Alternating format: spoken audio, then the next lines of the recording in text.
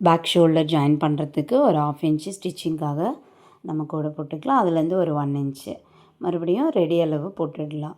இது எதுக்கு 1 inch extra விட்டுருக்கோன்னாக்கா, நம்ம ஃப்ரேமில் செட் பண்ணுறதுக்கு நமக்கு ஸ்பேஸ் வேணும் இல்லையா?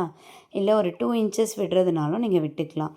ரவுண்டு ஷேப்பு ஃப்ரேமில் போட போகிறீங்கன்னா கண்டிப்பாக நீங்கள் ஒரு 2 to 3 இன்ச்சஸ் விடணும். இல்லை நம்ம வந்து இந்த ஸ்கொயர் டைப்பில் இருக்குது இல்லைங்களையா, கிளிப்பு போடுற ஃப்ரேமு, அந்த மாதிரி ஸ்டாண்ட் இருந்ததுன்னா நீங்கள் இந்த மாதிரியே வந்து கேப் ரொம்ப விடாமல் பண்ணிக்கலாம். ஸோ இப்போ என்ன பண்ண போகிறேன்னா, ஃப்ரண்ட்டில் வந்து நான் ஒரு 1/4 இன்ச்சுக்கு கோடு போட்டிருக்கேன்.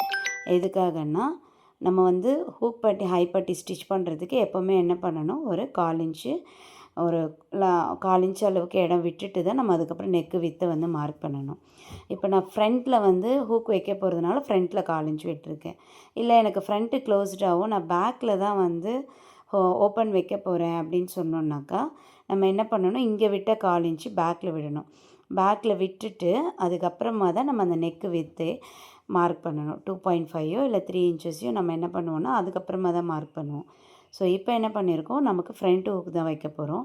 அதனால் ஃப்ரண்ட்டில் நான் 1/4 இன்ச்சு என்ன பண்ணிட்டேன், ஹூக் பட்டிக்காக விட்டுட்டு மேலே 2.5 இன்ச்சஸும் கீழே வந்து 3 இன்ச்சஸும் நான் வந்து நெக்கோட வித்து வச்சுருக்கேன்.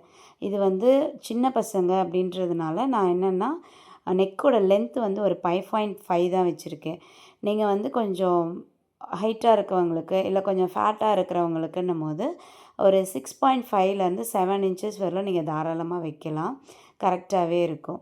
ஸோ நான் வந்து மேலே இருக்க 2.5யும் கீழே இருக்க 3 இன்ச்சஸையும் ஜாயின் பண்ணி ஒரு கர்வும் வரைஞ்சிட்டேன். இப்போ வரைஞ்ச பிறகு அந்த நெக் ஷேப்பு வந்தாச்சு.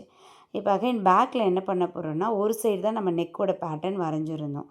இப்போது நம்ம அந்த ஆல்ரெடி வரைஞ்சிருக்க லைனுக்கு கரெக்டாக ஸ்ட்ரெயிட்டாக இருக்க மாதிரி லைன்ஸ் போட்டுட்டு சென்டர் பாயிண்ட்டையும் மார்க் பண்ணிக்குவோம்.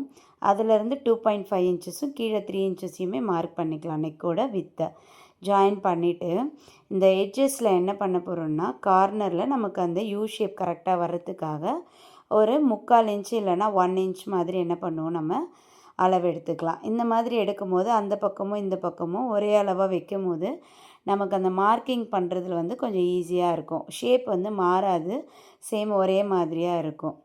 ஓகேங்களா? இப்போது நான் வந்து உங்களுக்கு வீடியோக்காக என்ன பண்ணிட்டேன்னா, ஃப்ரேமில் போடாத நான் அப்படியே வந்து மார்க்கிங்லாம் பண்ணிட்டேன். பட்டு நீங்கள் சென்ட்ரு மட்டும் மார்க் பண்ணிவிட்டு ஃப்ரேமில் ஃபிக்ஸ் பண்ண பிறகு இந்த நெக் ஷேப்பெல்லாம் வரைஞ்சிங்கன்னா உங்களுக்கு இன்னுமே நல்லா நீட்டாக வந்து வருங்க.